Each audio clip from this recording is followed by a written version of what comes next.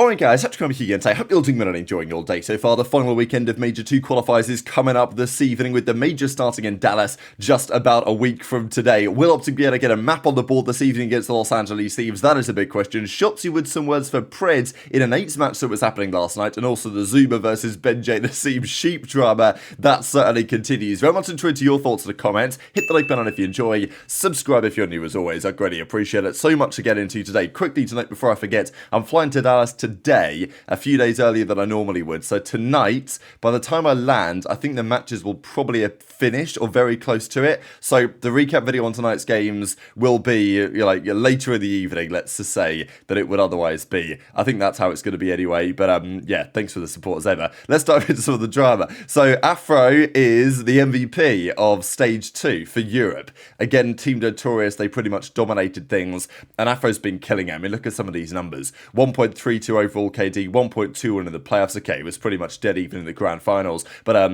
yeah, what a stage out of him. Seems like he's getting a lot of his confidence back as well. We know that for Seattle Surge, or Vancouver Surge, we'll discuss them more in a few minutes because there's an interesting story developing on Huke. He was maybe in the conversation, but last night was an absolute mess. And you know, for those who say that gentlemen's agreements are always a bad thing, I'm not sure I agree always with GAs, the way that the pros do it. In fact, a lot of the time I think the pros really have no clue what they're doing. But I will say, the snaking GA has been one of the best things that the pros have actually ever done to COD, because it was a complete mess. Now, reportedly, this is what happened yesterday. So there was Katana versus Crud Muffins, and Drazah pops a couple of naughty little pumps in here. Well, at least that's how it was perceived. That's, well, I think maybe it was Denzah or Detain. No, sorry, okay. Detain was popping a couple of pumps. So, okay, Denzah was doing it as well. Actually, no, it was pretty blatant, I would say. So anyway, this happens. Denzah does a couple of pumps in there. Detain decides he's going to pop a couple of pumps in there himself as well.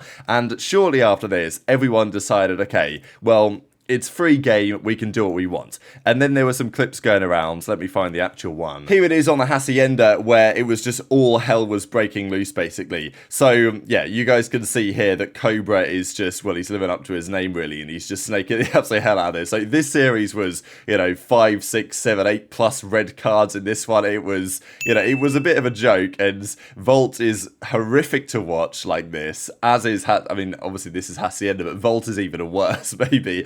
And Hacienda is bad as well. So, yeah, this is what was happening last night. All hell was breaking loose. I don't know if you could ever really expect this to happen in the CDL, but it would be interesting. And it wasn't even just the snaking, but people were quitting out of the lobbies as well. And EasyMac says, okay, you know what, you're going to get yellow carded if you quit out of a game because it makes the stats impossible to do. And then, you know, if you do it a second time, you don't get any stats on the website. And if you do it the third time, your whole team doesn't get any stats. So that's Austin's new yellow red card strategy there for people quitting out of the games. Hopefully that goes to plan. And as I teased a little bit earlier, the winners of the NA Elite are once again the Omit Brooklyn team, and this is Fellow, Craze, Rex and Capsule this time. Very impressive, I think, from at least, well, the entire team, but Fellow and Craze especially, because they had Neptune and Lunarz. Those guys got picked up to the league, and now they brought in Rex and Cap, and they still won, right? And they won pretty impressively in the end, actually. They 4-0'd Royal Spartans, that was Spart's team,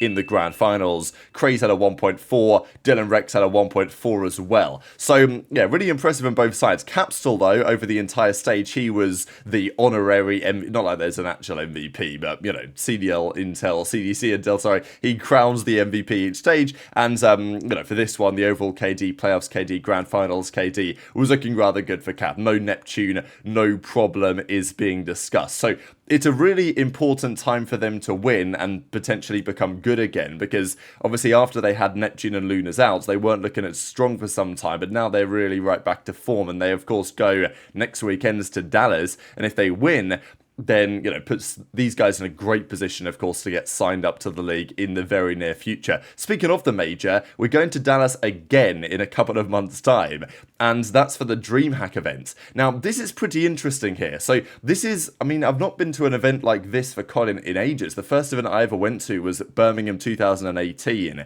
In the UK, and that was an Insomnia 62, which is kind of like a similar, you know, you had to buy the ticket for Insomnia, I think, and then to get into Insomnia, and then you could also go to the CDL part of it. So kind of the same thing here. You'll need a DreamHack ticket to enter the DreamHack, and then you'll need like a CDL add-on ticket or something to then get into the CDL part. I think that's the plan anyway, at least to guarantee yourself a seat. Now, a couple of notable things about this, because the event is not going to be, it seems, in the traditional format. Of course, we currently know a 4-day CDL event where you have the winners games on the Thursday and then it continues from there. The situation, though, apparently is that it's going to be a 3-day event between the 23rd and the 25th of May.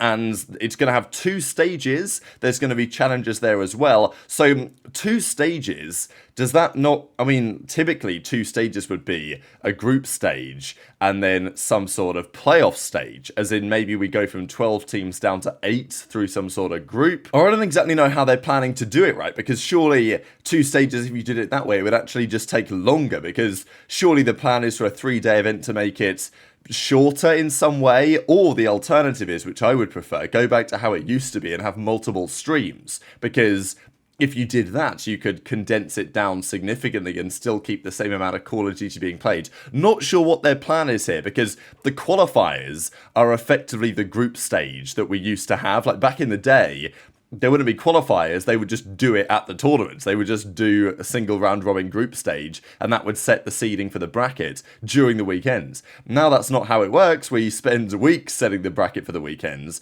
So what does a 2-stage tournament look like at that point? Intrigued to your thoughts. The price pool, I'm pretty sure, is normally 500k for the majors, only 150. Not like it affects me, but like, you know, it's still...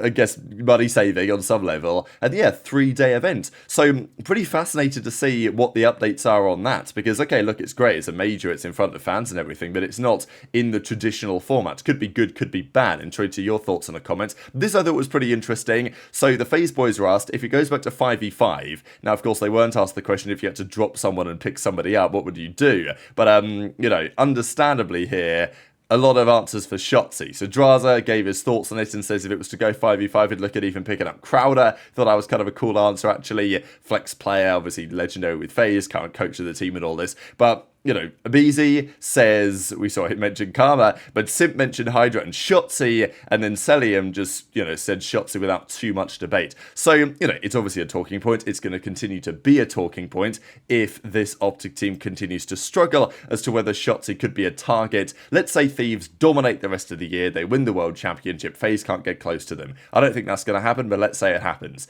At the end of the season, will FaZe look to make a change, make an upgrade, especially if some of the OpTic players might be available if they've had a bit of a nightmare?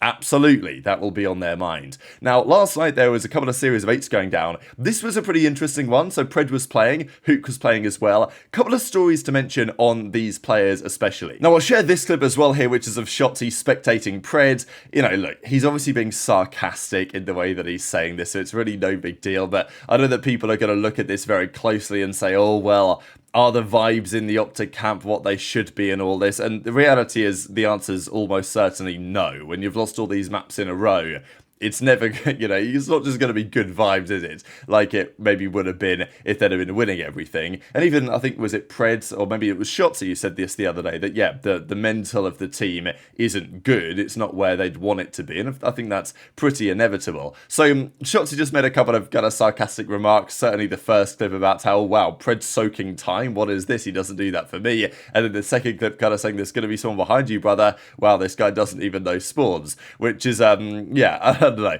Thought it was a little bit of a statement, especially because Shotzzy knows that this is going to be clipped. Obviously, he's being sarcastic, so I don't think it's a big deal. The other clip, though, on Huke was coming out of the Scrap Time episode that BenJ and Nastie did. Now, to be honest, it's interesting that BenJ's Scrap Time even went ahead as intended, because there was a bit of drama the other day between Ben and ZooMaa, and then Ben and Octane, and I wonder whether Octane would even turn up to the Scrap Time show after this, to be fair. Maybe Ben apologised to him, as Octane was requesting on stream the other day. But they did mention on the stream, and JCat was kind of trying to, like, you know, let's just say be careful around the subject, and the other guys were like, yeah, let's just talk about it, that Huke had at least one CDL offer that he rejected. And according to, you know, reports and rumours on this over this clip, people are looking at the Vancouver search. Hey, we spawned deep. Just try by time. Get off time. So AG soaks in one shot in the back. No, Face me front. White says. I can't one shot. What's happening? Okay. I'm behind cat. Out of palm, Reese. Watch your back, brother. Someone's gonna be behind you. Top cat. Holy shit, you guys might be right. Just stay down, Tom. I don't think he knows spawns, bro. Stay down. Oh, is Kyler, what's good with Kyler? Real quick before we end, this